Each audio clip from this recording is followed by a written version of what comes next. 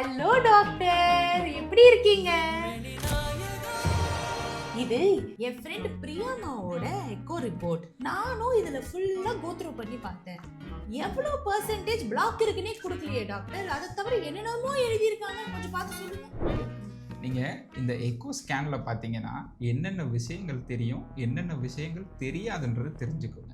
எக்கோன்ற டெஸ்ட்டில் ஹார்ட்டோட 4 சேம்பர்ஸை பார்க்கலாம், அதோட பம்பிங் கெப்பாசிட்டி இல்லை அதோட மெக்கானிக்கல் ஃபங்க்ஷன்ஸை வேணால் அசஸ் பண்ணலாம்.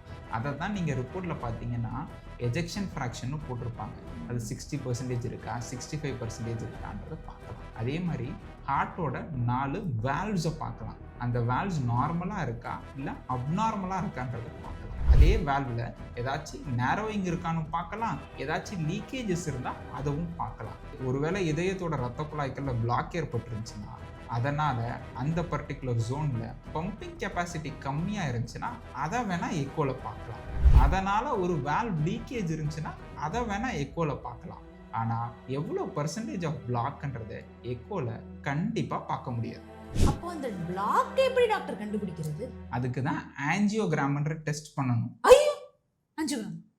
ஆஞ்சியோன்றது எக்கோ மாதிரி ஒரு டெஸ்ட் தாமா. அது ஒரு ட்ரீட்மெண்ட்டோ ஒரு சர்ஜரி எல்லாம் கிடையாது. எப்படி ஒரு இசிஜி பண்ணுறீங்களோ, எப்படி ஒரு எக்கோ பண்ணுறீங்களோ, அது மாதிரி ஆஞ்சியோவும் ஒரு டெஸ்ட் தான்.